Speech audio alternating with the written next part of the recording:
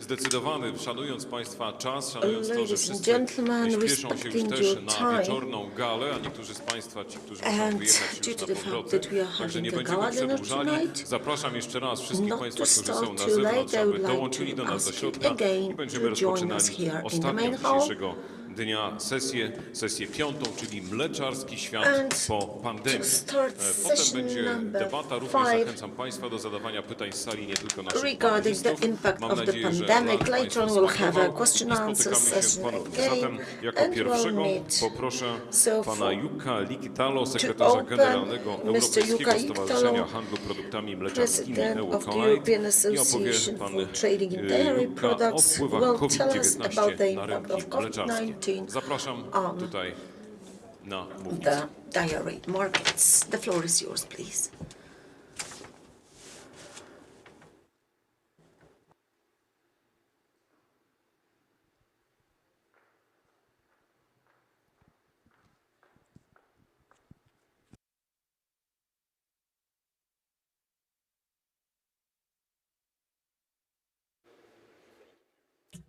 Got it.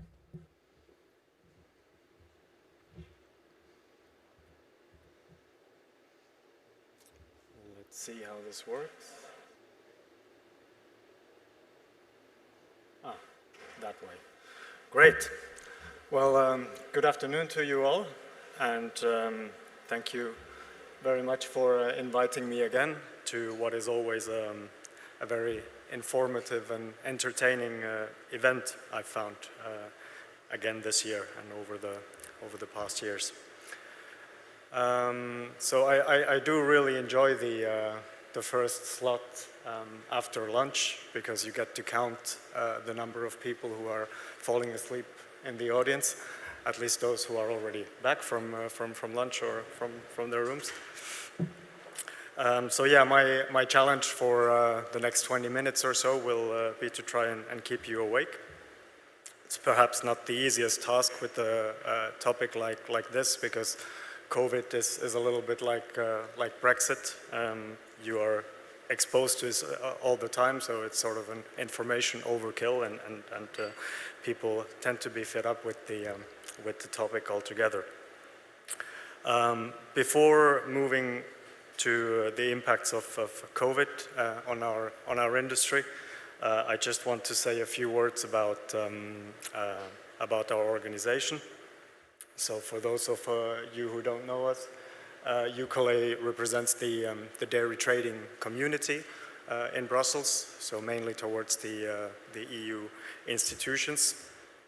And the figures that you see there, it's not about our organization as such. We have quite a small office of 4 people, but they are estimates about the sort of cumulative figures of all our membership. So as members, our membership is quite diverse, I would say, very different kind and sizes of companies, ranging from small dairy businesses, dairy trading businesses, literally one-man bands, to large multinationals. And we heard quite often this morning how important trade is. That's a point that I would like to stress as well, and a lot of data in that regard was also quoted this morning, and I have a few numbers here as well. So of the milk that is produced in the EU, about 40% is consumed in another member state than the member state of production. So in other words, crosses borders between member states within the EU single market, so that's quite significant. And in addition to that, we estimate that about 20% of the milk produced is exported. That share has grown a little bit this year as a result of Brexit. And in total, EU exports amount to roughly 22 billion euros in value terms. And that gives us a share of about 1/3 of the global market. And of course, Poland is, as Alexander was saying this morning, also makes a large contribution to those export figures, both within Europe and globally.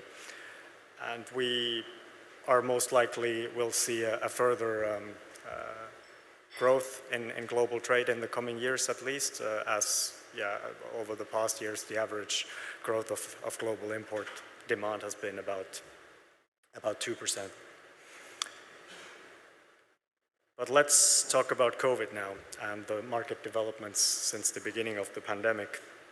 So here you see, I've used the example of S&P, but could be another product group as well. You see what happened in early 2020. So most market participants and analysts seem to think that the dairy market would collapse completely as a result of the supply chain disruptions and lockdown measures, and especially due to restaurants closing. So you see here that the S&P prices dropped very close to intervention level as a result of that. And there were indeed quite a few issues at the beginning, delays at the borders between EU countries, restricted movement of workers in dairy factories, and a good number of different logistical challenges. But still, around Easter, the panic was over, and what was followed then was a period of rather stable and then even increasing prices. And I'd say currently we have a rather firm market again, following some downward pressure in Q2 and a very quiet summer. But that's not all to say that it's all rosy at the moment. As a British colleague of mine quoted last week, we go into the autumn facing possibly the most difficult combination of business risks and uncertainties, and with COVID far from behind us. Of course, in the UK, the situation is even more difficult than elsewhere because our British friends have made life quite difficult for themselves. But that's just to say that there are a lot of factors at play at the moment and a lot of uncertainties as well.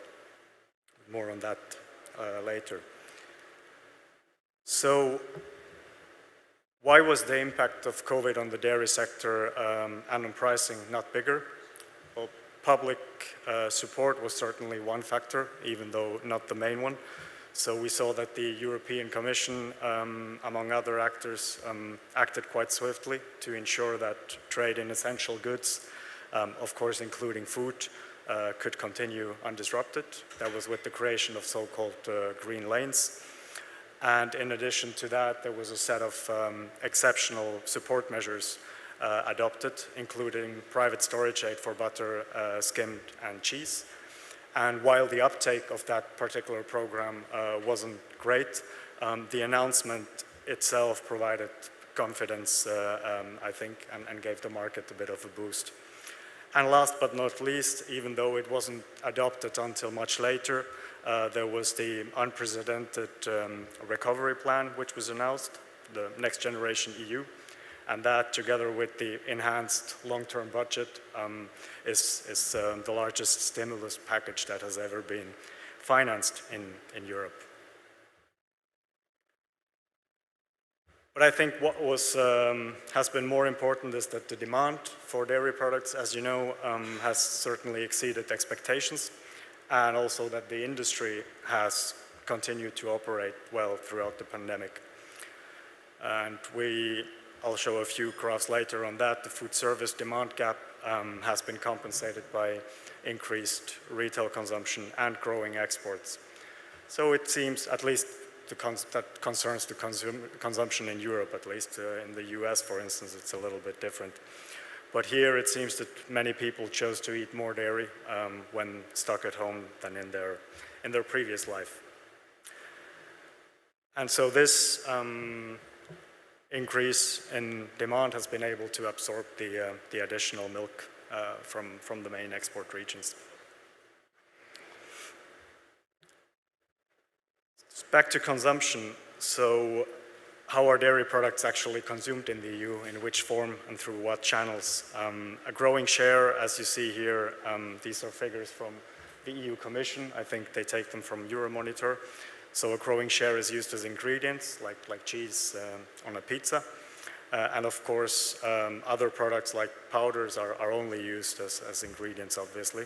Whereas for liquid milk and fresh dairy products, retail would of course be the primary outlet.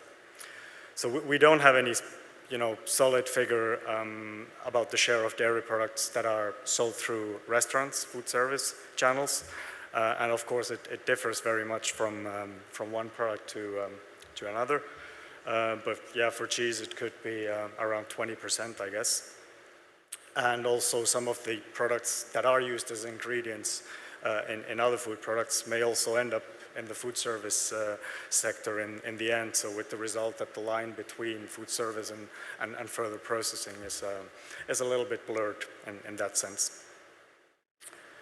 But what we do know is that food service demand has been affected very heavily for obvious reasons. So the blue line here, does this work? No. The blue line shows the development of food service and accommodation turnover index. So it went down to roughly 1/3 of the pre-COVID levels in the second quarter of 2020, which was the first lockdown. And it went almost as low during the second wave as well. But this, as mentioned already, has been compensated primarily by the increased in-home consumption. So here you see quite spectacular growth rates across the board in Germany, and it will have been quite similar in other European countries. And I think perhaps most stunningly, drinking milk consumption in Europe increased quite significantly and for the first time probably in decades.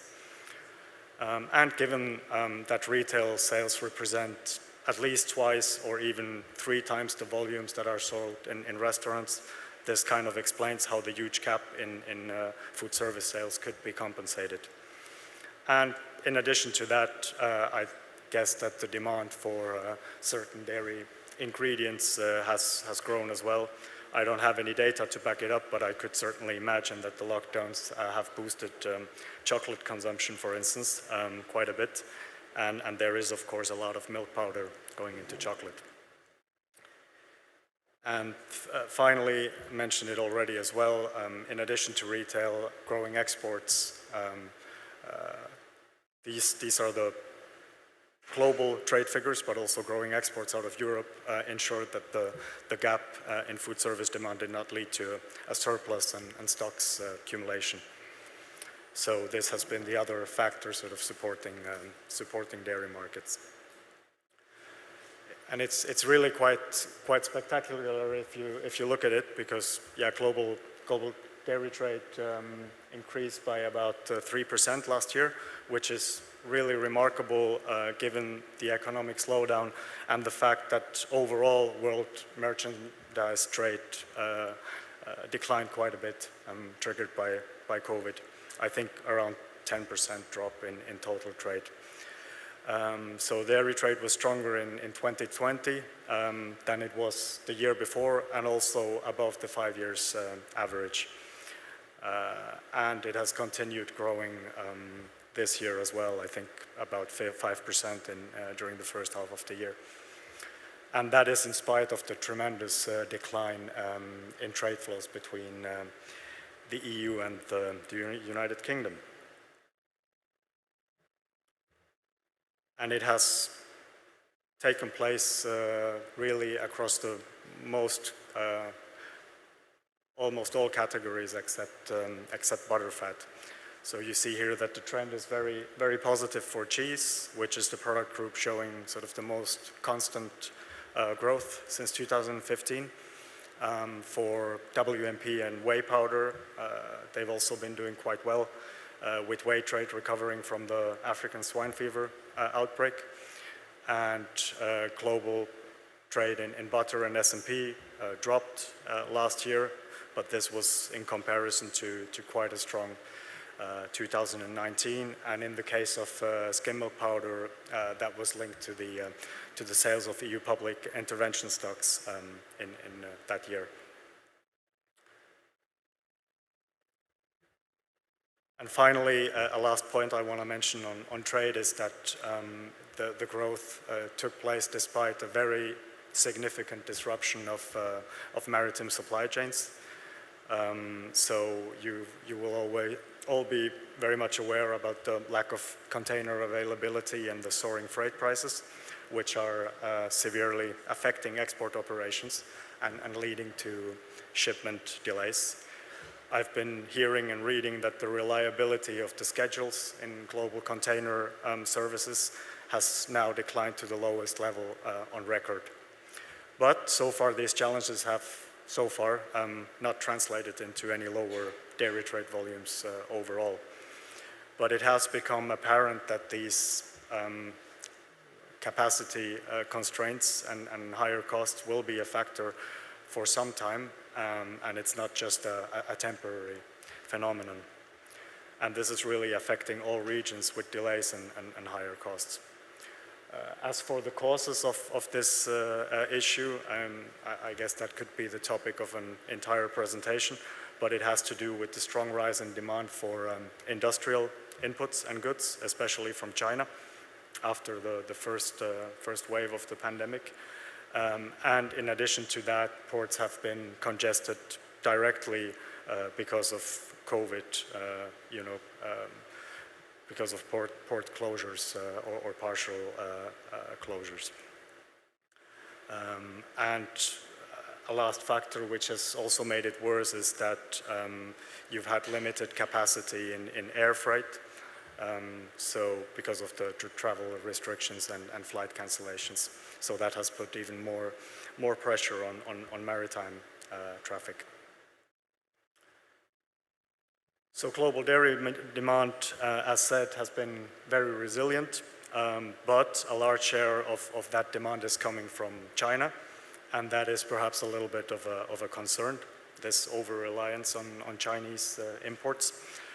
Certainly for whey, WMP, and skim, China's demand is really fundamental to the stability of global markets, and that is outweighing the weaker demand for milk powders from other regions that are perhaps a bit more price sensitive. If we look at the global picture in terms of the market share of the main exporters, as mentioned already, the EU accounts for almost 1/3, followed by New Zealand and US.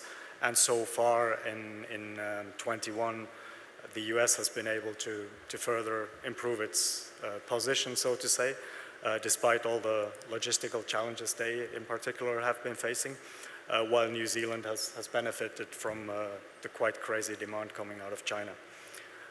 As for European exports, they are suffering quite a bit. Or they are down artificially, we could say, because of the Brexit aftermath. And the decline in EU-UK trade is offsetting quite solid exports to other destinations. So yeah, speaking of Brexit, just wanted to include one slide on that because it's quite a significant piece of the puzzle, in my opinion. So we see, again, I'm using the example of cheese here, but we see across product groups a decline of at least 20% below the pre-Brexit levels for all dairy products, and this goes for trade into both directions. And it's not expected to change either because a lot of operations have simply become unviable as a result of the additional costs due to customs procedures, veterinary certificates, etc. And of course, the introduction of import checks on the UK side progressively starting in October will create an additional hurdle in that sense. And yeah, in the UK, Brexit in combination with COVID has also caused broader supply disruptions and product shortages with truck drivers and other workers fleeing the country.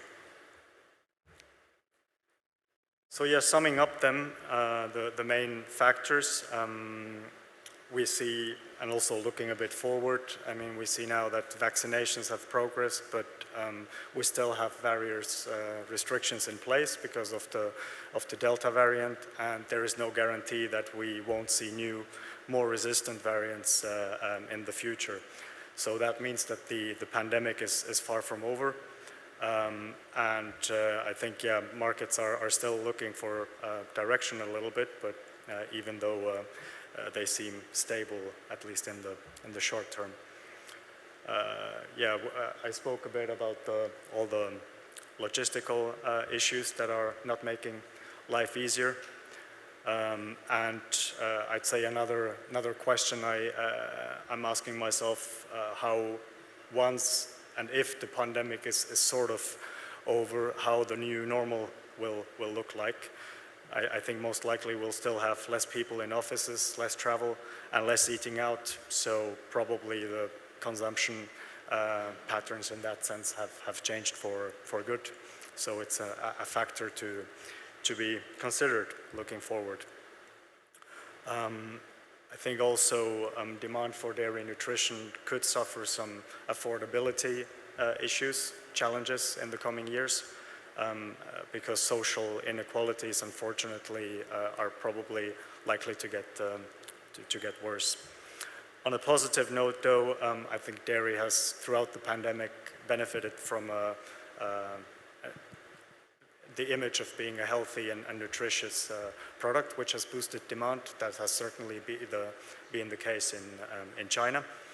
And finally, COVID seems to be accelerating the greening of the economy. So will this lead to reduced consumption of dairy? There was a lot of talk about that this morning, and I understand yesterday as well. And I want to finish off with a few other not directly COVID-related factors that are shaping the perspectives for dairy in the near and the longer term as well. So as already said, certainly China's expanding demand remains absolutely critical to the global market balance because they account for almost 1/3 of all global imports at the moment. A positive factor has been the normalization of the relationship between Europe and the United States. Our exports to the US declined quite a bit as a result of the aircraft dispute, which has now at least been suspended. And more generally, the relationship has become friendlier, so we hope that remains that way, because US is obviously a major market for cheese in particular, but also butter. And then, yeah, Brexit related challenges are likely to get worse than better because of the differences of opinion in relation to Northern Ireland. So that is likely to continue to sour the overall sort of communication and relationship between the EU and UK. So this might further disrupt the EU-UK supply chains. Another negative factor that I thought of is that it seems to me that the era of free trade agreements is kind of coming to an end. So there's likely to be little new market access for European dairy looking forward. I mean, there are few negotiations still going on, which will most likely be finalized, but then the deals have to be ratified as well, and that's an area where the EU hasn't exactly excelled in the last few years. Also, the global demand fundamentals for dairy seem to remain quite positive, and this is a point which is so important that I apparently put it on both of the last slides, the Green Deal and the whole sustainability complex, if you can call it that, will certainly determine to a large extent how dairy production and consumption evolves in the years to come. There are certainly both challenges and opportunities for dairy in that regard, but the direction of travel seems to be quite clear. I think I'll stop there, and thank you very much for listening to me, and I very much look forward to the discussion later on. Thank you very much. Bardzo dziękujemy.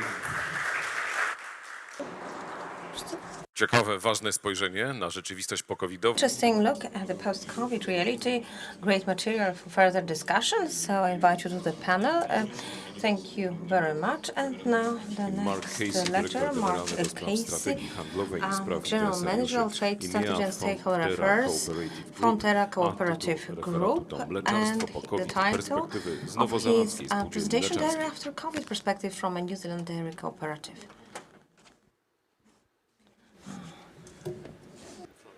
Yeah, thanks.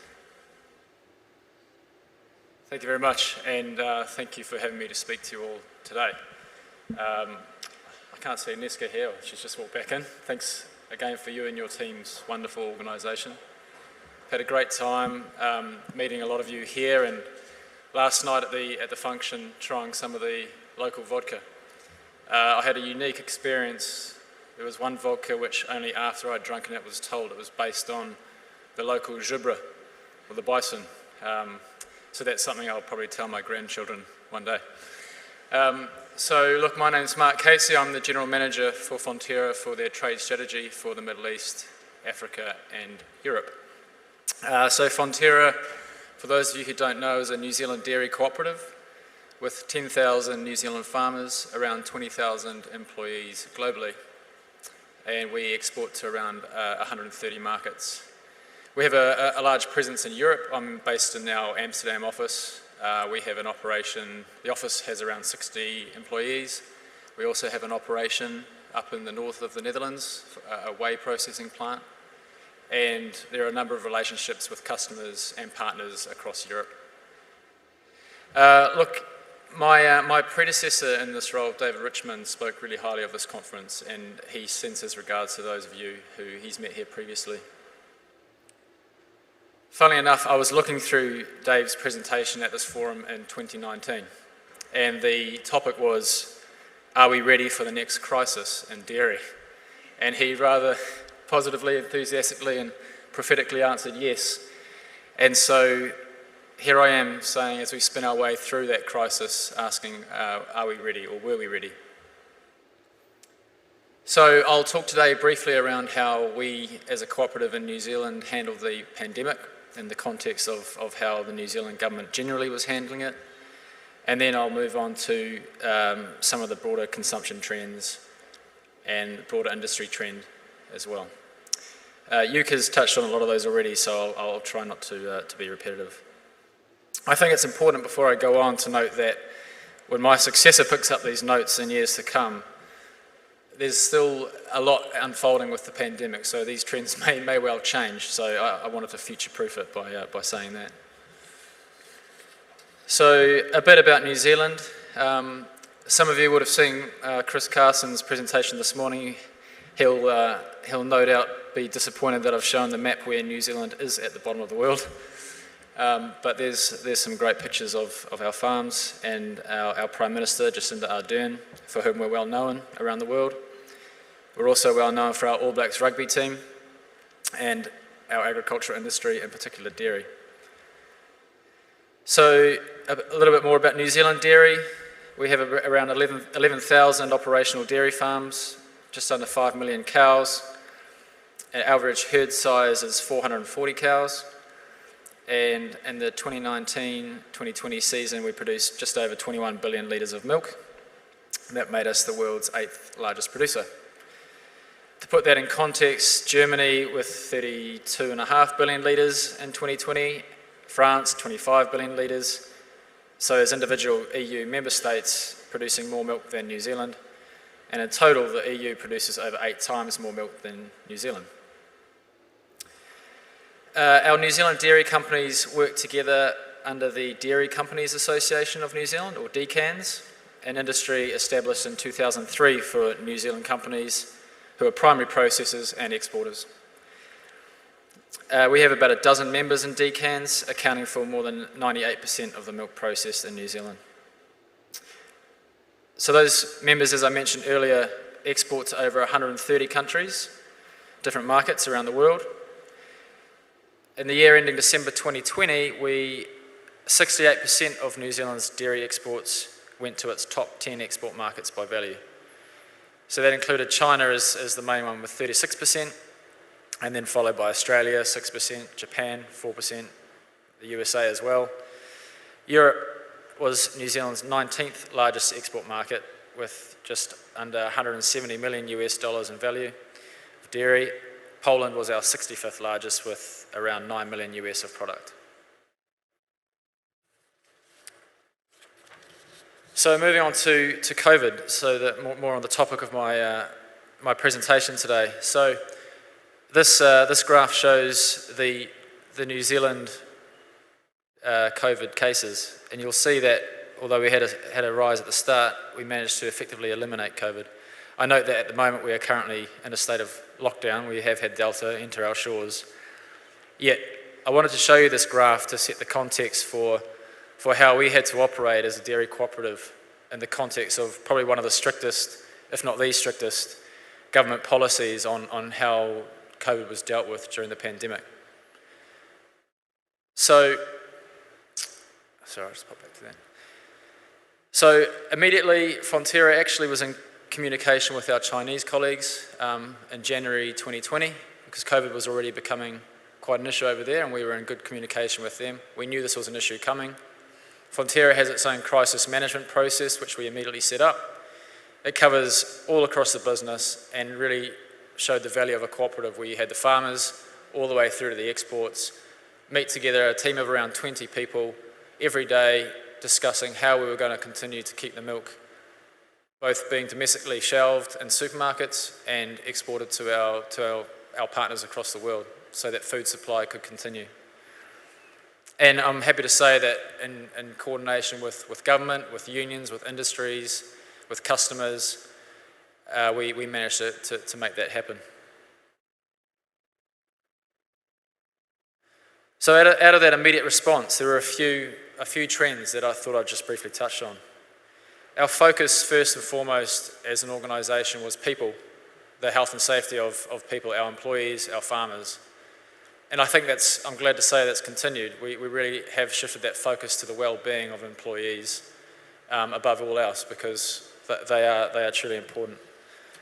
That's also reflected in what we call the way of working, flexibility of people working from home, working on holiday, those virtual events and those virtual engagements with customers has become a bigger and important part of our business. The other thing that came out of that initial COVID response was people's attitudes to food producers, like our dairy farmers, became much more positive. I think people realised the importance of being able to see their cheese and milk on the shelves, and that was a real positive for us. And thirdly, and I think this is still ongoing, a recognition of the complexity of supply chains, and both domestically and internationally. And we've seen this trend continue. There are government reviews ongoing in many of our markets around where our vital supply chains may be vulnerable, and that adds weight to the efforts that the dairy exporting industry is going to in those supply chain discussions we have.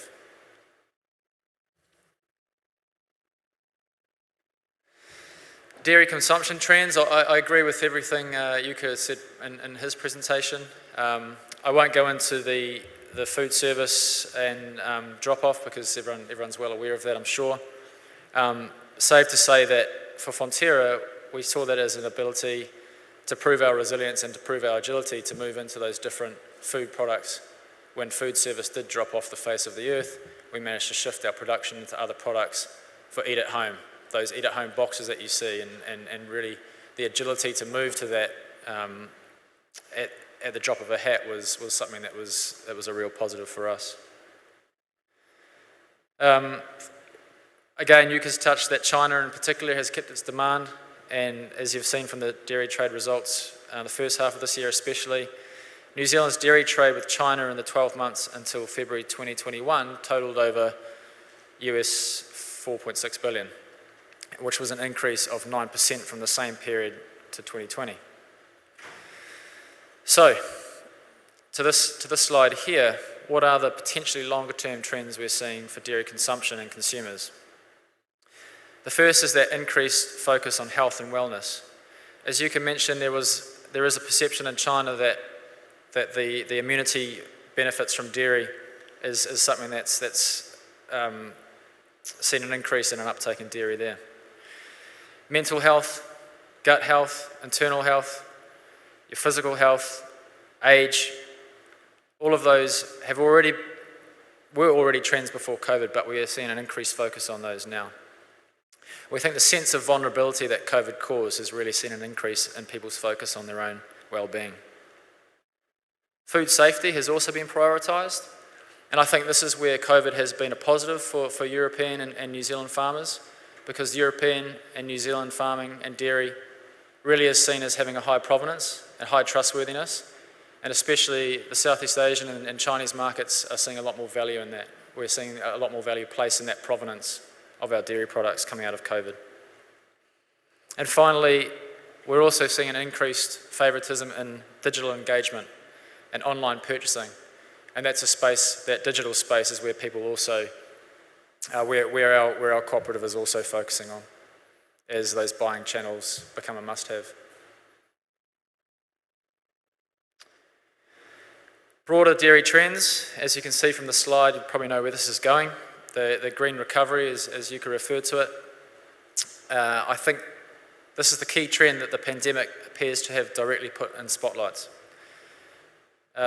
Along with the desire to ensure key supply chains remain resilient, those same supply chains are under increasing pressure to be sustainable. Perhaps the one crisis has served to highlight the other. The chance to push reset coming out of COVID, coinciding with climate change being in bright lights, with dairy with its emissions profile taking a lot of that heat. But dairy has a strong sustainability story. The combined efforts to tell that story are great, and we are very much involved in that as a cooperative, and they are really important to make sure we tell that story globally. The EU, for its part, is at the forefront of many of those regulatory developments, and there's been a lot of discussion on that yesterday.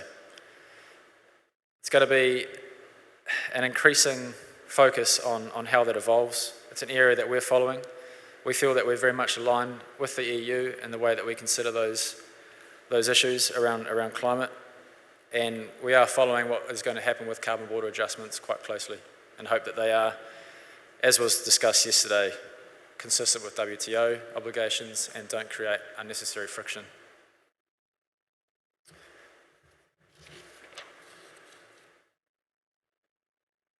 A little bit about New Zealand dairy emissions. We are fortunate in that we have perfect conditions for grass, as again Chris mentioned this morning. We have one of the lowest carbon footprints on farm for dairy. Yet at the same time, our farmers do still face the challenge of public perceptions, of regulations, and also the upcoming emissions pricing scheme that Chris has mentioned already. Alexander Anton this morning made a comment on the panel that we had free rein to choose how we decided to farm, but that's not quite correct. We are still quite restrained. We are still finding it a challenge, but perhaps I'll talk about that now, the discussion here around whether it's a challenge and a threat or an opportunity. Well, it's my view, it's both, and it is a challenge, and our farmers are used to facing challenges. But the difference is that they want to adapt and they want to innovate to deal with those challenges. And I think I'd probably say that it is a challenge, but the opportunity that comes out of it is something that the EU should really think about. Because our New Zealand farmers went through that when subsidies were removed from us a long time ago. That was a challenge. A lot of farmers were worried But we've come out of that with innovation, and now look where we are. I think that's the same opportunity coming out of the sustainability and this climate focus. There needs to be adaptation, there needs to be innovation, but I think ultimately there's a lot of good to come from that, and a lot of value to be brought to the dairy industry.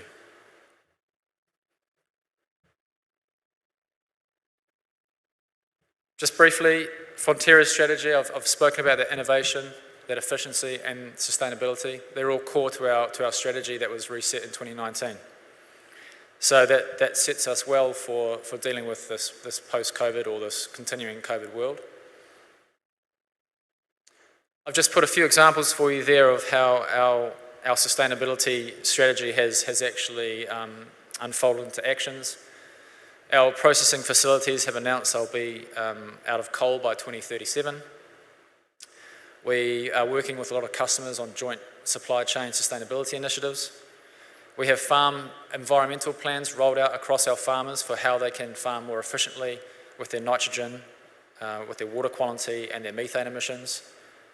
We have the cooperative difference, is what we call it, where our farmers can get up to an additional 10 cents per kilo milk price payment where they reach and exceed sustainable on-farm goals around emissions and animal welfare.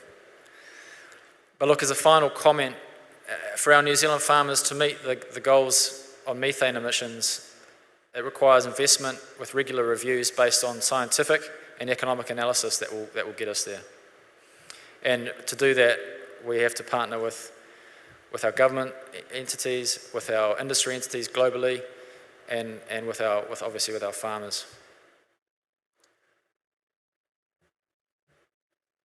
I'm not sure how I'm doing with time, but I might just leave it there. So, in conclusion, just to answer the question that David Richmond asked 2019, were we ready for the next crisis? Yes, I do believe Fonterra and the dairy industry was prepared. You've seen it from the stats that Yuka helpfully showed earlier. We proved our resilience. The way we work has changed. With the knowledge we can work with flexibility, despite being under such pressure with our mobility. Consumer trends moved quickly and often and continue to do so throughout this pandemic. There are some trends we see and hope are here to stay, especially those which increase the demand for innovative, nutritious and healthy nutrition which fits our strategy and a lot of dairy cooperative strategies globally. Of course, the significant challenge we all face in the dairy industry at the moment and will continue to face is proving that dairy is truly a sustainable source of nutrition with that right to be there as a valuable part of the global food system. So I welcome these discussions that we're having at this forum around how we can achieve that. I look forward to hopefully standing here in another year's time and seeing some real progress on it. Thank you very much.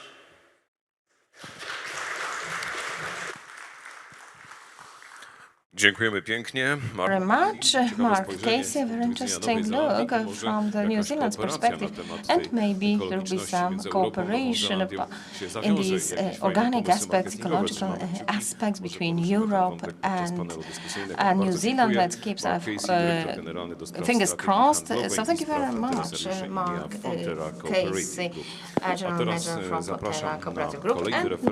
And now another speech, podnoszenia temperatur surowców i zaprezentuje technologię pan Zygmunt Skarbek, prezes przedsiębiorstwa wielobranżowego Huber. Zapraszam panie Zygmuncie. Will make the presentation on these issues.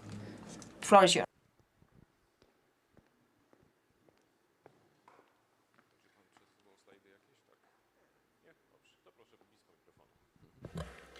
Dzień dobry Państwu. Chciałem zaprezentować firmę Huber. Welcome everyone. Pierwszy na Forum Spółdzielczości Mleczarskiej. It's my first participation in the Dairy Cooperatives Forum. I would like to present the activities, our activities related to deep freezing and freezing storage. Będziemy mrozić 360 palet jednorazowo. 1, 2. Składowania.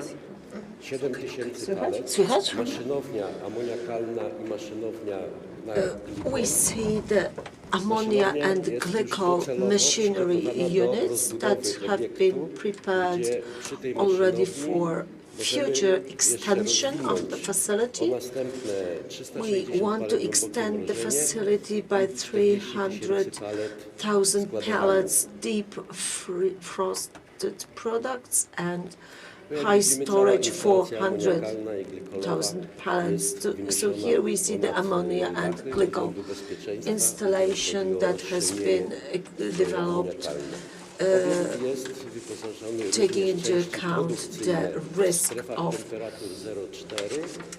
the sealing of the installation and ammonia evaporation. We see also recuperation installation for cooling, where people can have stayed inside without any additional breaks for breathing fresh air, as the air conditioning system is so much more advanced. In the past we used reverse ammonia cooling process to increase the temperature of meat or other stored products up to increase the temperature up to -1 or -5, and we are now going to the temperature levels +1, +4 degrees Celsius.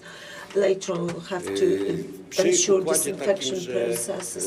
As regards the fact that we are participating in this forum for the first time, we want to present our offer for deep freezing and high storage of dairy products, in particular butter, but maybe also other products,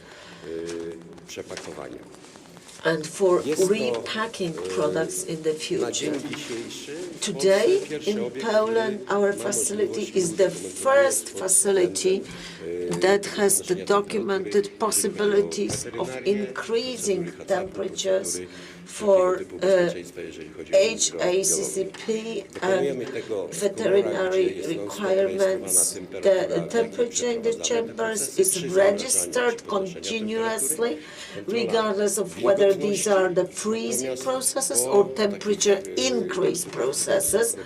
So here you see also the testing is done, microbiological parameters are tested to ensure food product safety.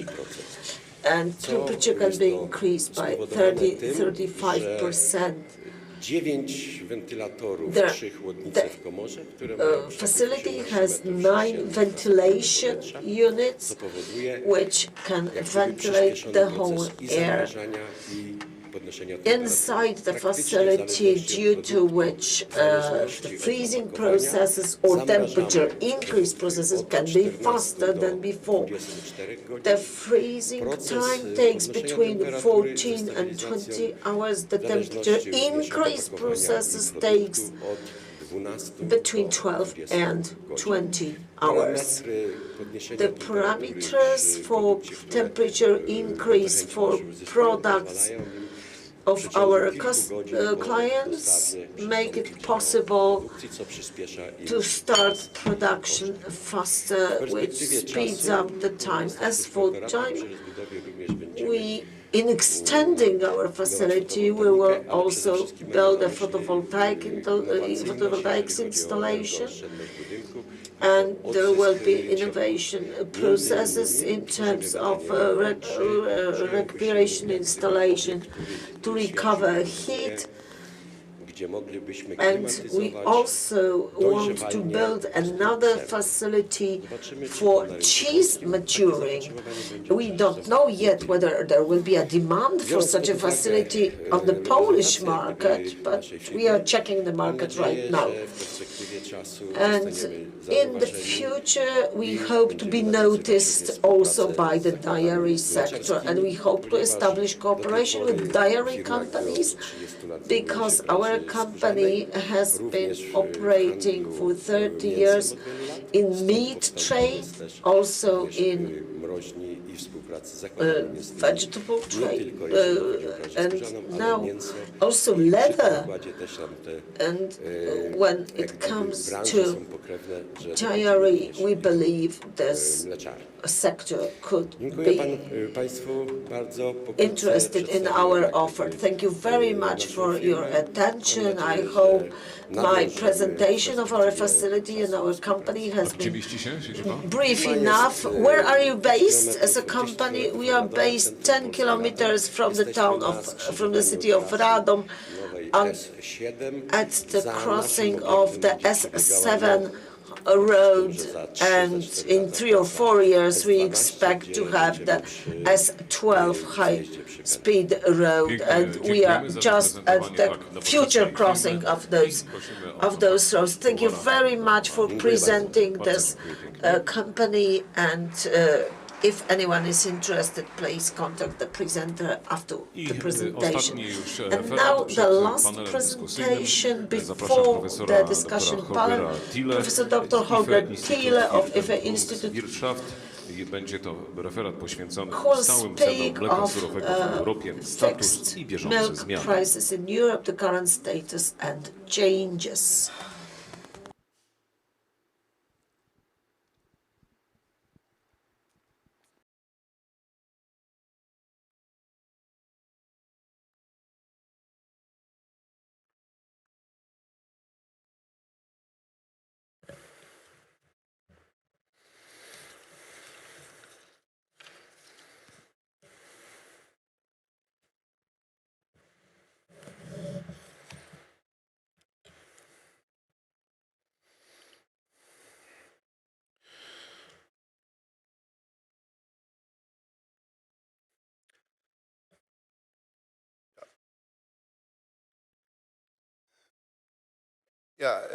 Dear ladies and gentlemen, Szanowni Państwo,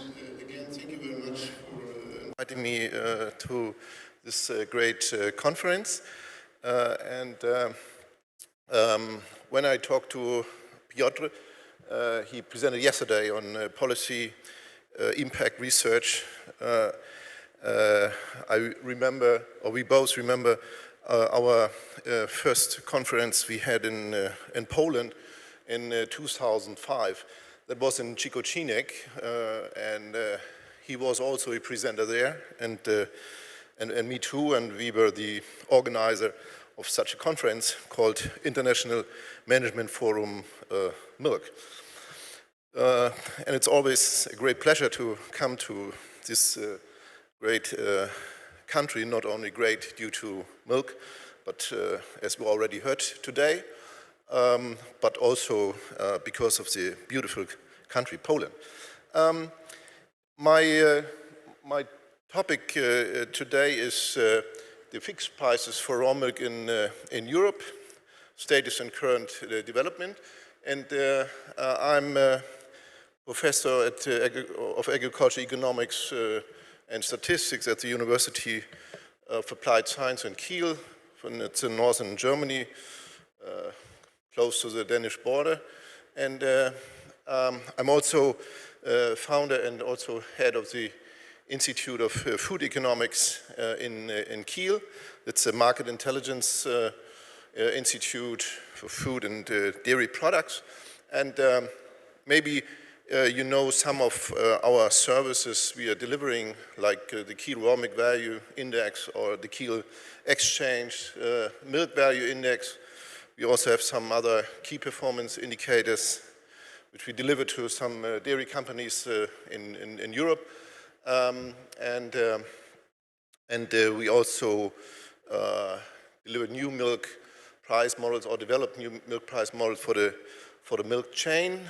We are also applying cost models of dairy processing and so on. So we are a small institute of only 7 people. That's what what on our agenda. And I hope this is fun. Yes. Yeah, I'm starting like also the other presenters yesterday talking about the exchange, the commodity exchanges. We are starting with milk price volatility in Poland, and you have this observation of the strong volatility, and this is started in 2007. You observe these high milk price volatility, and that's due to two main factors. The one main factor is the EU milk market deregulation started in 2004. You remember it when we decided, or not we, but the EU decided to reduce the skim milk powder and butter prices in 2003, and then it started to decline in 2004. And we also have the abolishment of the EU milk quota system in April 2015. And there's one factor left. Another main driver is the increasing level of international prices. I only mean the level, and because we are getting this high volatility from the world market coming into the European Union since then. Based on this, we observe a strong demand for milk price stability. It increases this sort of demand and became an important competition argument. And it's especially for future-oriented dairy farmers, it's a main argument. If they have high growth rates, then they need stability to growth. And, but the same holds also for the dairy companies with higher growth rates. What is the main idea of these fixed farmer milk prices or fixed milk price models? There's one part that's covering the farmer, and the farmer wants fixed and secure milk prices for specific or single months in the future, and for a share of the monthly volume of his production. And on the other hand, we have the dairy company, and the dairy company they want to give these fixed prices to the farmers, but the problem is that normally then you're facing a lot of risk in a dairy company. So the big issue here is that you find a model with, where you can deliver fixed prices to the farmers, but without risk for the dairy company, because the dairy company should use or can use the exchange, but also non-exchange based fixed milk prices and fixing profit margins of the future sales. That's the basic idea. And I have to say, the costs of these models are covered by the dairy farmers who are attending these sort of models. Just a short look to the development of these sort of models, these fixed price models in European dairy companies. Yeah, there's Fonterra. That's Fonterra. Sorry, it's not a European dairy company, but this was a first company who started with these sort of fixed or guaranteed prices. And in 2014, and also the Kerry Group in Ireland, and after that we had these, the Miller UK model. Glanbia also jumped into these sort of fixing milk price models. And then we have some other companies starting a little bit later in 2018, 2019. There was there are large co-ops in Germany, the DMK and also Hochwald company, and some representatives from Hochwald are already here, so you can ask them about their experience with this interesting model. And in 2020, 2021, there are some others, other companies starting. So it's not a finished list of of companies because not every company is talking about their activities, but for example, in Germany, it's Frischli. It's a non-cooperative dairy company starting with these sort of models, and Sodial from France also started with these fixed price models for the farmers, and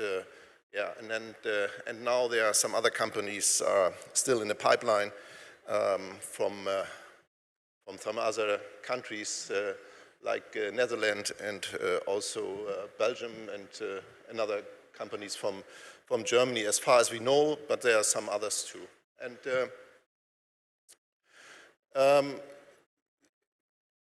the question is how you calculate these sort of fixed price models.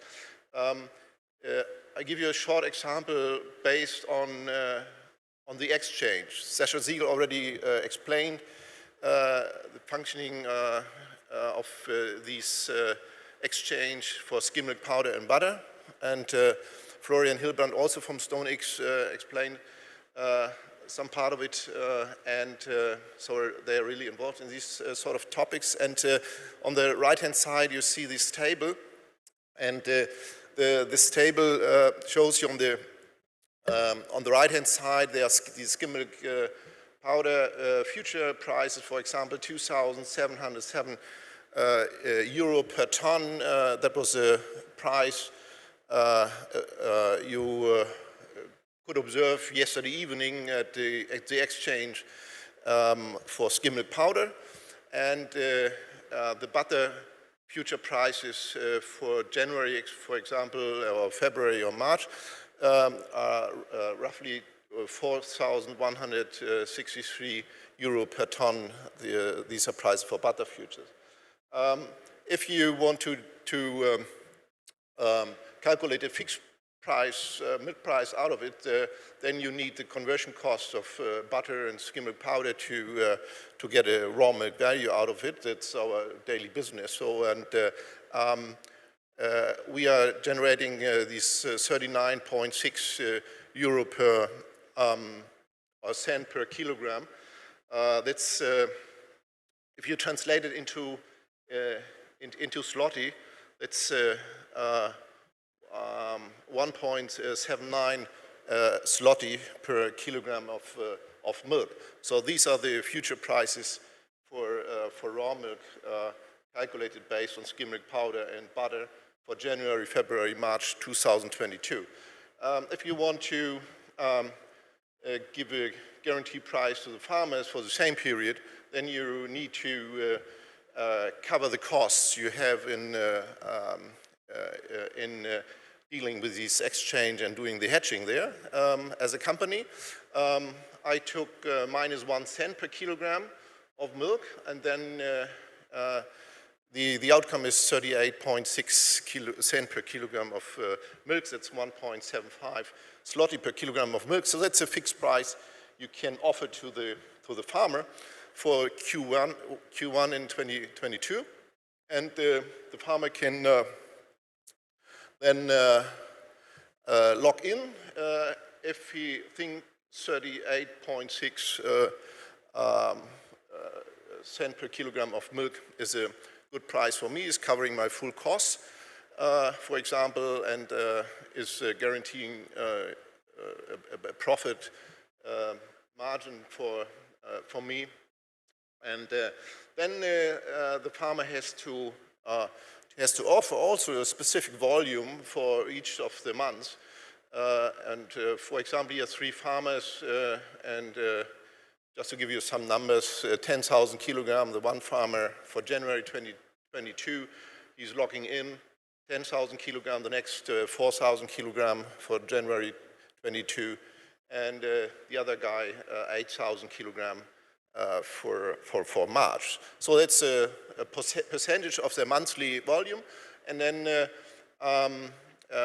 and we are aggregating these, or the company is aggregating these volume, and then do the hedging with the exchange for these months.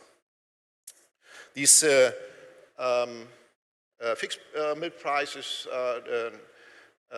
normally based on IT platforms, and the implementation is nowadays very quick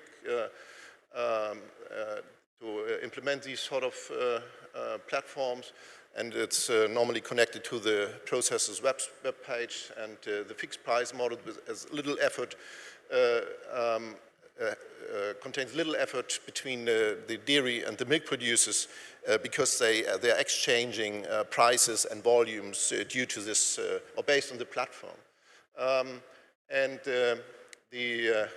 these platforms, the fixed prices set by the dairy and the corresponding delivery quantities of the milk producers are exchanged, as I already said.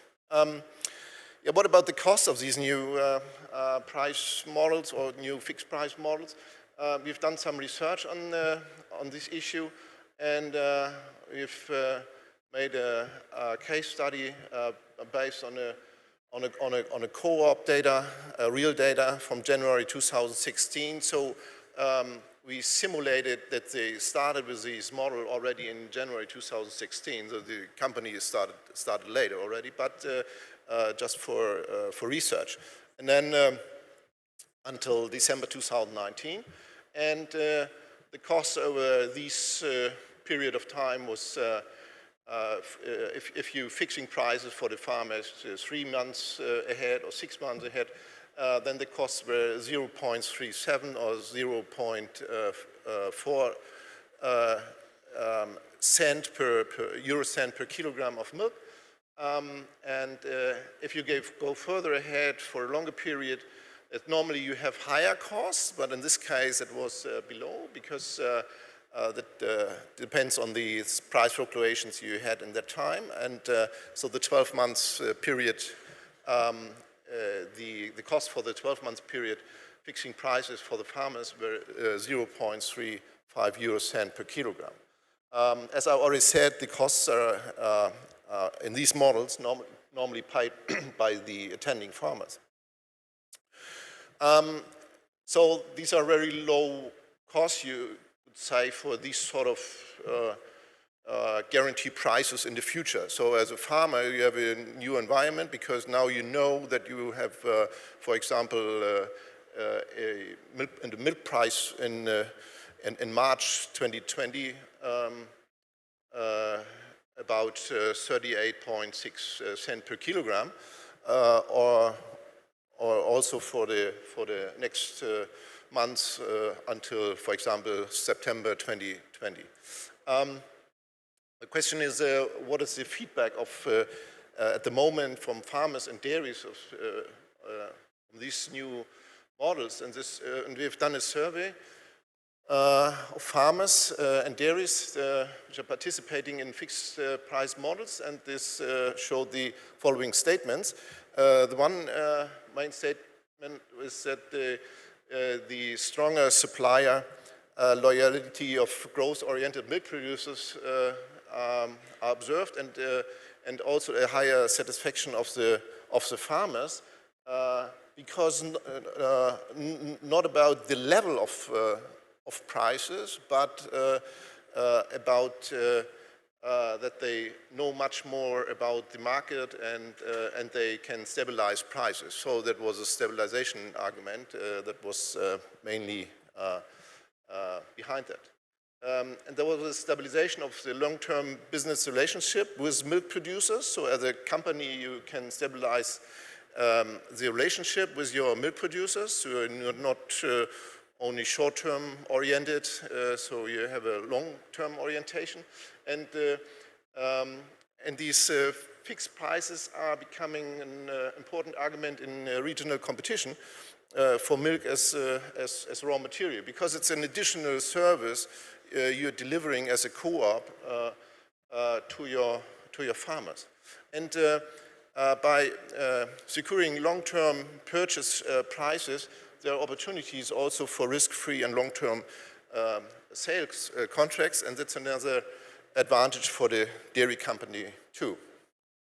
Yeah, coming to the end of my outlook, new milk price models based on future contracts, but also on Non-future contracts, for example, back-to-back contracts and so on, are also possible, increasingly become a new standard in EU dairy regions. And the stability of milk prices is an advantage for the milk producers. And it enables also the dairies to link growth-oriented modern milk producers for long-term connection, and they achieve increased delivery security for the company, and it's entering into low risk, and long-term contracts in terms of sales. For example, if you are doing export sales, then you can go ahead with long-term contracts, and you can deliver long-term contracts. And this is a competition argument in exports. Yes, now I'm at the end of my short presentation. Thank you very much for attending, and I hope we will have a nice discussion. Thank you very much.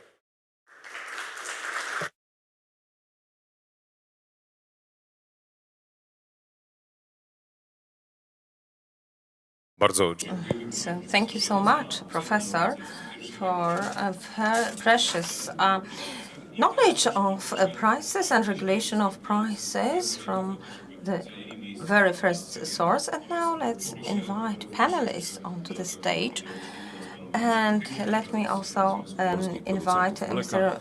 Marcin Hidzik, the President of Polish Producers of Milk, and Mr. Bajko, who is President of Spomlek Cooperative, and Mr. Płaczek, who is President of a regional cooperative in Grodzisk Mazowiecki, plus our lecturers who have just made their presentations. So please take your seats.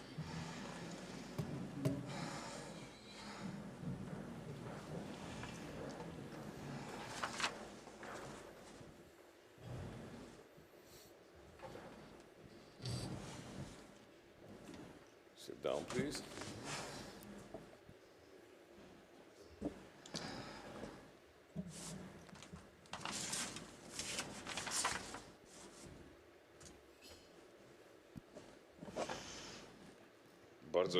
So I'm very happy that we have such distinguished guests in the panel, practitioners, presidents of associations, of cooperatives.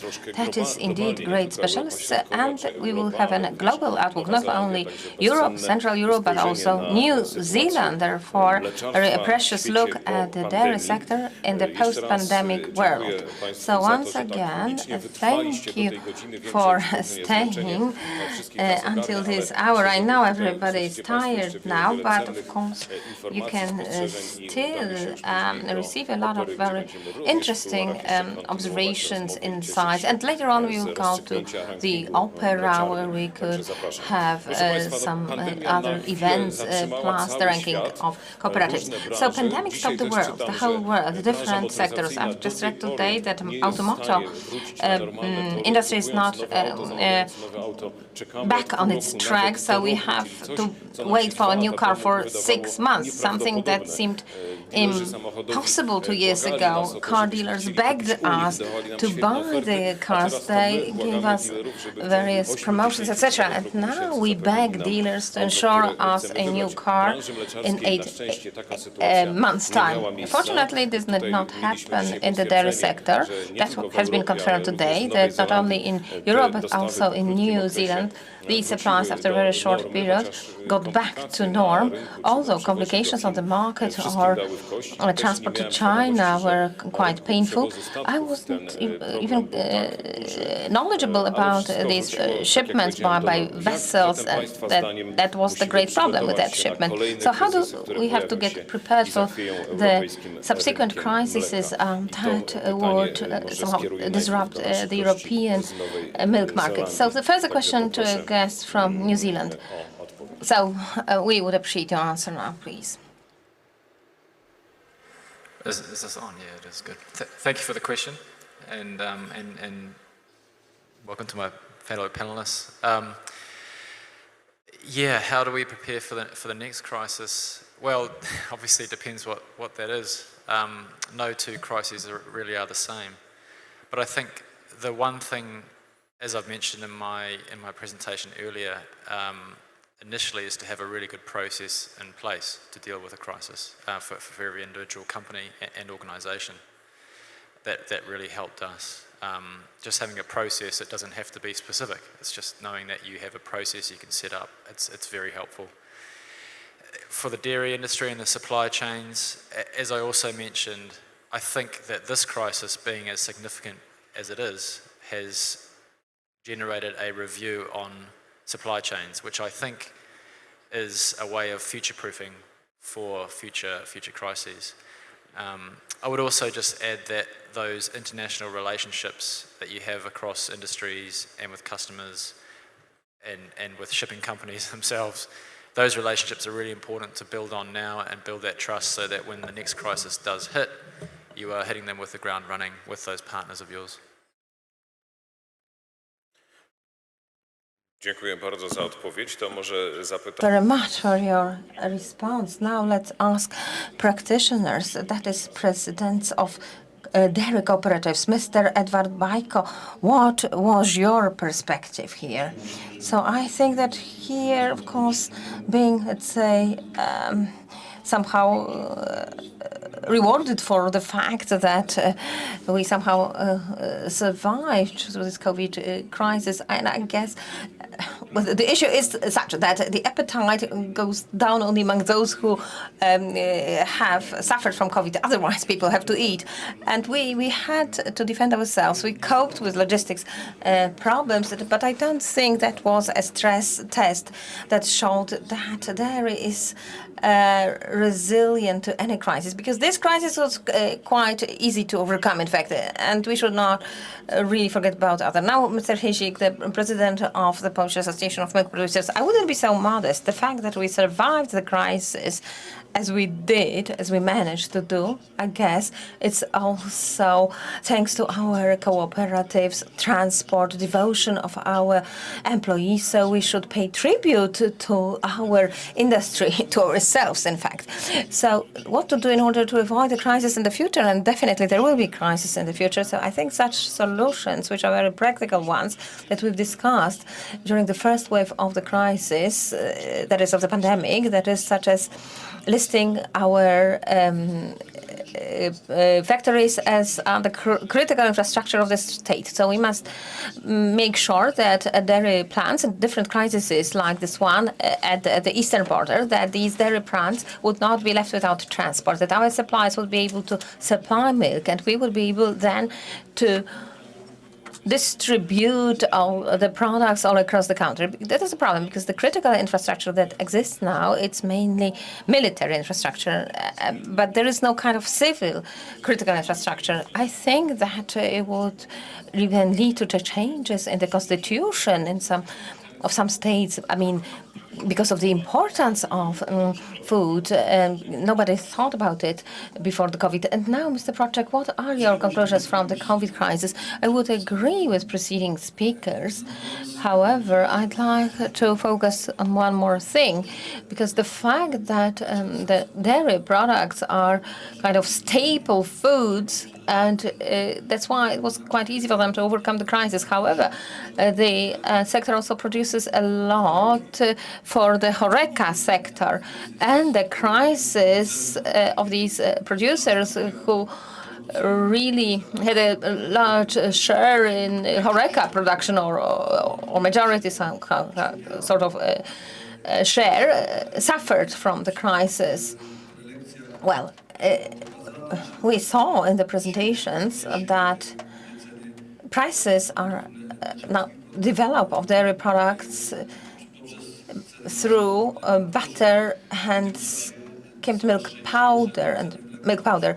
Fortunately, the milk powder and butter prices were not at a higher price, but that milk powder prices were at quite decent level, and that helped us to somehow manage surpluses that we had. But at the beginning, there was a great sort of chaos and panic, really, among processors and milk producers, because they were afraid whether their milk would be really accepted, because there was great demand for UHT milk as a kind of durable product for cheeses, but also other less durable products, perishable products like kind of cottage cheeses, etc. So consumers bought them to such products, keep them in stock. However, it was not had been not for the situation of the milk powder, it would have been much more difficult. So now you reminded me of when the COVID started, and I went to one of the big supermarket chains. For the first time in 30 years, I saw empty shelves in the supermarket. Consumers were under panic. They bought products of shelf life, and I remember such a situation from the 1980s when I was a child, when there was no market economy in Poland then. So president of the cooperative, he's right that we should not be so much rewarded, let's say, or given orders for that. I mean, the panic of purchases is not a crisis, but the crisis of abundance. The crisis for us would be if people didn't buy anything.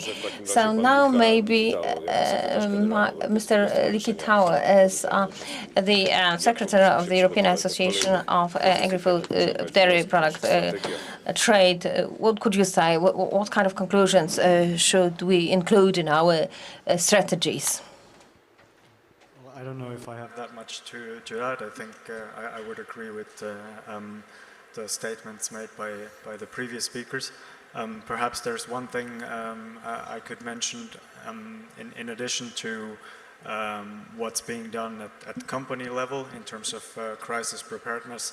I think it's also important that we have a solid crisis plan at the European level, and that's actually something that the EU Commission is currently developing. I think they call it the contingency plan for food security or something like that. Of course, as Mark mentioned, you never know how what form the next crisis might take, so it's difficult to be 100% prepared. But I do agree that it's important to have a solid process in place, that you're not completely lost when that arrives. So we hope, as UCLA, we also hope to contribute to that process in setting up the plan or the framework for that. Thanks. Dziękuję za odpowiedź. Teraz zwracam się z pytaniem do for your answer. Now question to Professor Thiele. I mean, now the Excel table for such a specialist would be more important for such a financial guy. I mean, would people, would pay more attention now to the crisis in the dairy sector because of all these calculations, etc.? Yeah, I think these sort of models I presented, these fixed price models, could be a small part of giving stabilization to the sector, only on the price side, and giving a little bit more stability to the farmers for the future. And the observation from last year was very interesting when we. Because some companies already had fixed price models in place in the beginning of last year, and then when you saw these V curve, in April and March, April, May, when the skim milk powder and butter prices went down, and then. You could, and the observation was that they fixing on locked in prices in January, February, and so they had some part of higher prices in March and in April and in May. So, but it's a small part of stabilization, but it's a part, and I think these sort of models. That's why I come to the outlook that these sort of models will improve in the next couple of years because it's a good market-oriented measure to deal with the price risk based on crisis. Dziękuję bardzo. Much. And now I'd like to ask Mr. Zygmunt Skarbek, as a person from the dairy sector, say, environment, the question about your attitude. Will you change your activities due to COVID crisis? I mean, as for the COVID crisis, it did not create major problems in my sector. Preparedness procedures were introduced, implementing procedures for employees were prepared. So we introduced flexible, let's say, working hours, but for the deep freezing facility, I mean, we had disinfection procedures. We were very careful not to sort of spread the virus, but not the virus, not the very virus is a problem for the dairy sector or for the meat sector, because we forget about the fact that indirectly we are also have to deal with ASF, African swine fever. I mean, we really suffered. Our poultry sector in Poland suffered from that as well, in the pork. And we see also profitability of pigs, poultry, or beef production in the COVID era. And here, if we compare all these sectors, so we see that the most stable sector is the milk production, in fact, because the diseases do not affect milk. So the very coronavirus, as the gentleman also pointed out, yes, to some extent, enabled us to increase profitability in some dairies. It was good that prices were not artificially increased because of those good prices of milk powder, but it's not the crisis of COVID which is so much important. There are many other risks. So when I discussed with professors from the medical university in Białystok, and they deal with infectious diseases from almost 30 days, and they also admitted they were learning about it because they didn't know much about it, but there were various publications issued. Sometimes these publications were later on connected. So what about these restrictions? Do they have impact on your dairy cooperative activity? So this is the question to presidents of dairy cooperatives. Well, for me, it was not that difficult. In my sector, it was not easier than in other sectors that we are wearing masks. That was not so difficult, and the gloves, etc. It was not difficult. No, but in terms of organization, there were some challenges, such as creating kind of fixed teams.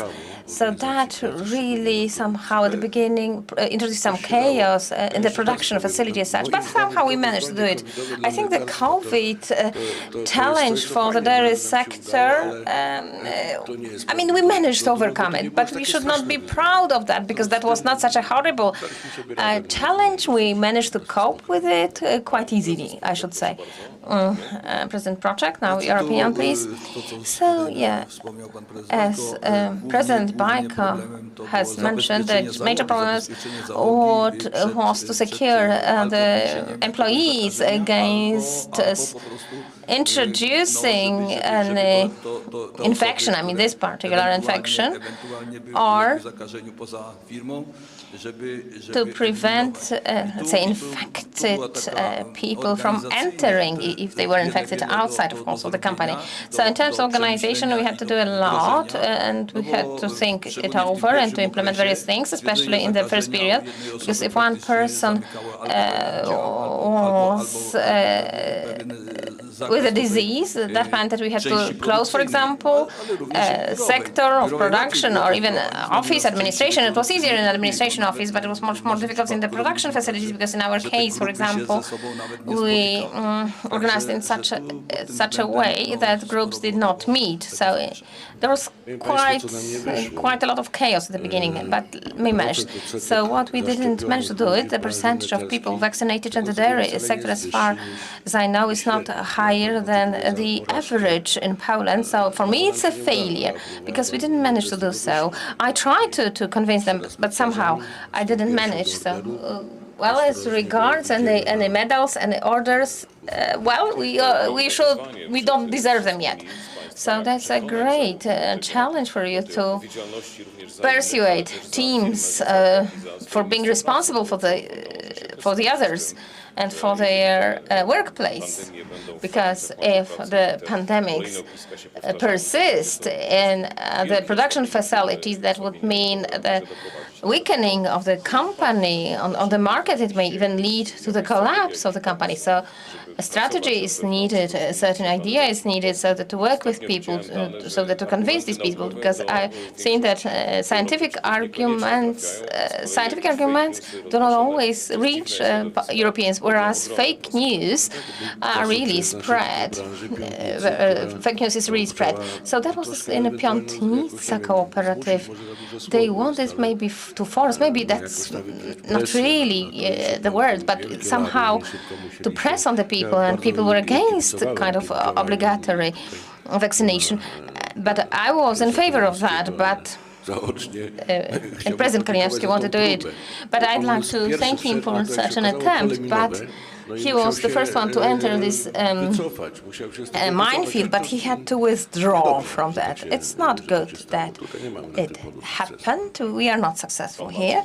And Marcin Hędzik, I'd like to say we have to consider whether we should copy the example of France in this kind of compulsory vaccination, at least in those sectors that are responsible for food security, which should be, as I've said, critical infrastructure. So probably we will have to discuss it. And as regards distribution of dairy product packaging, has the pandemic changed something there in this packaging? Because packaging is safe, packaging is distributed in the market, or consumers are not afraid that the virus may stay longer on such packaging? Do you think? I mean, I don't know whom you want to ask the question. Let me. No, I guess there's never been a problem with it, because consumers never believed that was the way of spreading the virus.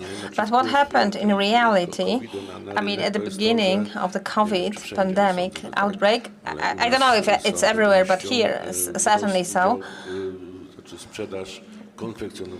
there was an increase in sales of packaged products, and that is mainly due to the fact that it is safer. I mean, consumers feel that. And I guess that's mainly because of handling and services provided in the stores. And I think it will stay. So, for example, packaged cheeses sales increased greatly. Yeah, perhaps I could add to that. The experience from our end was, while COVID was still developing, a lot of unknowns and a lot of information conflicting out there on packaging especially, but for us the Chinese market was a concern that there was a perception that COVID might pass on packaging and frozen goods. I think the first was the Norwegian salmon was banned from heading into China, and then that was going to be extended into dairy. So it was a big concern for us as well, those perceptions and actually having some scientific evidence, which thankfully has come through very quickly in these situations.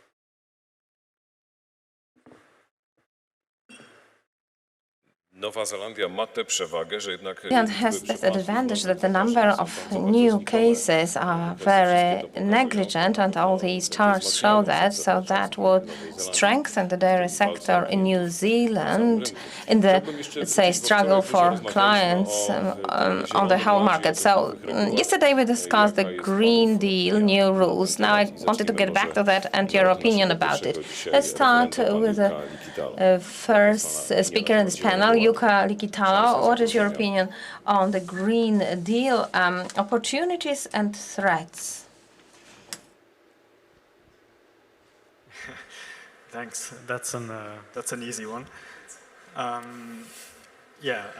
As has been said by several speakers already, I think it's certainly both.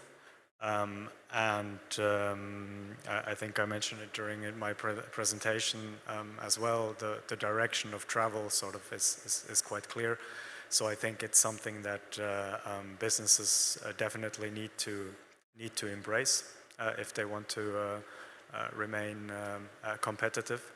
And it's something that's sort of the direction towards increased sustainability. Meaning better environmental performance, but also in terms of animal welfare and the social aspects. It's something that's probably gonna happen anyway, regardless of the EU Green Deal. But yeah, if we look at the Green Deal specifically, I mean, it's still it's a huge policy package, and it's still all quite vague. So we don't know. We have the catalog of measures which you will find in the Farm to Fork strategy, and there are some aspects that we are already aware of, like I think Alexander mentioned earlier, the carbon border adjustment mechanism, and also the plan to have, I think it's 30% of EU agricultural land under organic production. So there are a few measures that we know about, but there are still a lot of uncertainties as well. But yeah, overall, I think as an industry we should embrace it as an opportunity rather than trying to fight it. Dziękuję bardzo. Pan profesor chciałby Very much. Professor would like to take the floor. So, Professor, Germany is a country of great organic culture for many years, but wasn't it a shock for milk producers in Germany? Maybe it was regarded as a too radical implementation of ecological sort of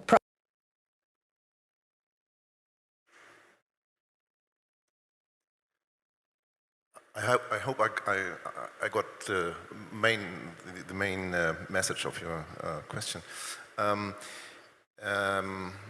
Yes, coming back to the question, what's going on, or what's the opportunities and threats, or what are the challenges for the future? And I think, in my opinion, I'm very tiny, looking only to prices and cost data and all these things, and I think we have to take much more into account the cost side and not only focusing on the prices of milk. So this becomes more and more important, and so we need also to train the farmers, but maybe a little bit also the policymakers about this cost side, and because sustainability has also a third pillar, this is economic sustainability, and we do not leave that out. So it's a very important thing if you want to have future farming or farming on the landscape, dairy farming, and in good quality. So and I think this is the real challenge of these things, to get it economic sustainability also in this Green Deal. Dziękuję bardzo, panie profesorze. To panowie prezesi, pytanie z waszego punktu widzenia. Czy polski konsument, czy szerzej tu w Europie Środkowo-Wschodniej, bo padały argumenty rynku rumuńskiego, bułgarskiego, ale głównie stawiając pytanie o polskiego konsumenta, czy on jest gotowy na to, żeby płacić więcej za produkty mleczarskie ekologiczne? No, ja się starałem słuchać uważnie pana komisarza Wojciechowskiego i wyłowić to, o co tak właściwie chodzi. To jest zawsze wyzwanie przy słuchaniu polityków, duże. Dla nas wszystkich. Ja to czytam w ten sposób. Nie będziemy was zmuszać, będziemy was zachęcać do tego, żeby, uwaga, produkowaliście mniej i drożej. No to jest nowatorskie podejście, powiem wam. Bo biznes działa inaczej. Biznes stara się produkować więcej, licząc na większe zyski, ekonomiści powiedzieliby na masę marży. No i taniej, bo po pierwsze lokują na rynku, po drugie, no też dzięki temu mogą zrealizować wyższą marżę. Powiedzenie zachęcimy was i damy wam pieniądze na to, żebyście produkowali mniej i drożej, jest absolutnie nowatorskie. To nie jest do końca niemożliwe, wszakże pod jednym warunkiem, który zawarł pan w pytaniu, że spowoduje to wzrost cen żywności. I tutaj dla polityków jest ogromny kłopot, bo nie łudźmy się, oni nie zrobią nic, a przynajmniej nic nie powiedzą, co by oznaczało akceptację dla wzrostu cen żywności, bo ludzie się kurzą. Albo nie zagłosują, a w bardziej drastycznych sytuacjach zrobią rewolucję, przecież to nie trzeba daleko szukać. Także to jest, proszę państwa, absolutnie coś nowego. I tutaj pojawia się takie pytanie bardzo mocne, bardzo duże. No to There is a question, sorry, we had technical problems, that who are to be Europeans? Well, we don't have any steelworks anymore in Europe. We don't have textile industry. Maybe food would also be produced outside Europe. And what we would do here? Yes, but let me repeat it once again. For me, the clear message from that Green Deal is the challenge that we have to face, to think what to do it, because the statement was produce less and more expensively. But, well, that's how I understand it. And now Tadeusz Proczek. So this is a completely new challenge. It is now difficult somehow to foresee the direction of that and how it will translate into the reality. But one thing is certain, if there is no cooperation between politicians and experts from the industry, that might be very dangerous. That's why I agree with what President Bajko said. We don't know today, and this might not translate into increase in prices because that would not be the right direction. But this pertains to both milk producers and milk processors. Today we see what's going on now after the post-COVID situation, where costs are growing now, both of milk producers, I mean cost of milk production, and milk processors as well, I mean processing milk, prices of energy, prices of gas, and that's why for me, it is a very serious challenge that the sector faces, and as I've also mentioned at the beginning, a lot of discussions are needed here with professionals from the sector, with the professionalists, economists, like Professor said here, these economic issues are crucial here for both producers and processors, and also for consumers.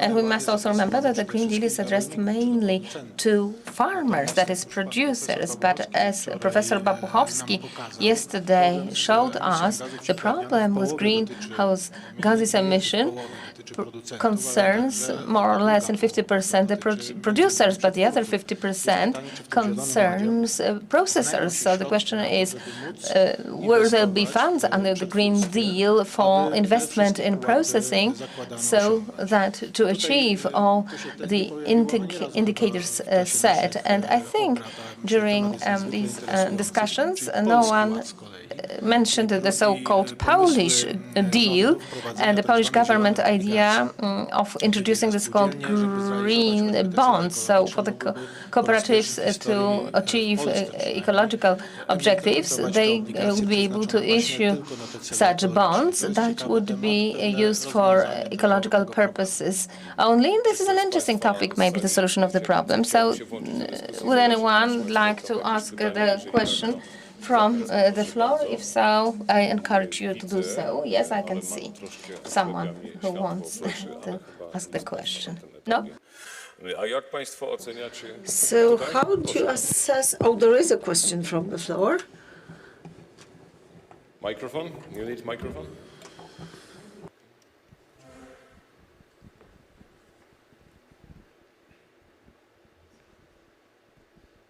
Oui, merci beaucoup. Stéphane Etter, société Stornex. Je m'occupe de la France. Je crois que nous pouvons tous dire ouf aujourd'hui. Pourquoi? Il y a 1 an et demi, je demandais à notre chef analyste qu'est-ce qui se passe dans le mois qui vient. Sa réponse c'était chaque point de GDP, donc de produit intérieur brut perdu, c'est 5 à 10% de moins de prix du lait. 10% de moins sur le prix du pétrole, 5% de moins ou 10% de moins sur le prix du lait. Rappelez-vous, le prix du pétrole était à moins de 32 € à la clôture du contrat d'avril. Actuellement, chaque surproduction serait 10% de moins sur le lait. J'ai additionné, j'ai dit donc, ça There fait would be a 70% decrease de by moins 10% as regards the price. So I have calculated that injecté dans l'économie des milliards et des milliards et des milliards. there would be a drop by 70%. Payé We have injected billions into the economy. In France, for instance, we have maintained l'Europe a jobs so that people could continue to consume, and Europe supported private storage, and the administration also purchased milk from the United States to distribute it among those in need, and all this happened within 1 week. The first week or the second week of May 2020. Without those solutions, I don't think we would be so calm right now. And the presentations that have been given were really interesting. I would also like to thank all the speakers because companies like Fonterra, for instance, individual companies have their own procedures to control crisis, and it's important to have such procedures. Modele cen stałych pozwalają, fixed price models make it possible to anticipate in time. Some production has been sold, whether it concerns farmers or cooperatives. Those transactions were concluded as forward market transactions. We have also had training for over 2,000 representatives of cow breeding farms in France and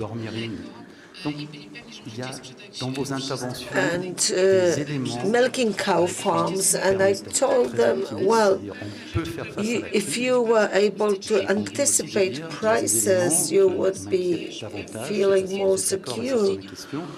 And there are other aspects that worry me, that Europe reacts too slowly to certain situations, and the response by Europe is just delayed in many situations. The anticipated crisis for farmers, in fact, do not exist in Europe. This is only the beginning of the stage, and we are not ready for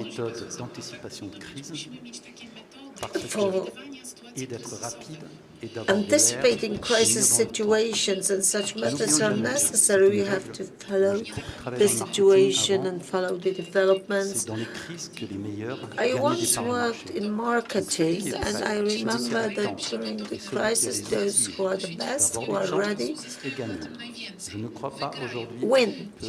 Because today, I don't think we are all ready to anticipate so well, so readily. So we have to learn to anticipate for the future. Thank you.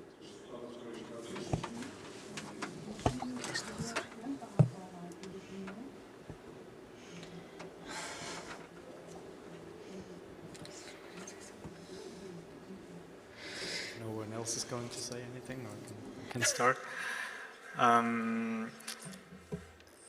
Yeah, thanks for, well, it was more of a comment than a question, but I would certainly agree that, well, in general, the EU tends to react too slowly, which is perhaps a fact that is inherent to its structure. I mean, you have 27 member states that need to be consulted, and in some cases the European Parliament as well. So yeah, whatever it does, even in a crisis situation, tends to take a certain time. You mentioned the private storage aid scheme that was put in place in May 2020. I mean, I don't know if it was necessary or not, but at the time when we started requesting it at least 2 months earlier, and it was, yeah, it took, the Commission took quite some convincing before it reacted. It's always a matter of perspective. You can also say that 2 months is quite quick, but in such a very rapidly deteriorating market situation, it should have probably been done quicker. But yeah, I don't have any good suggestions on how to improve the system in that sense.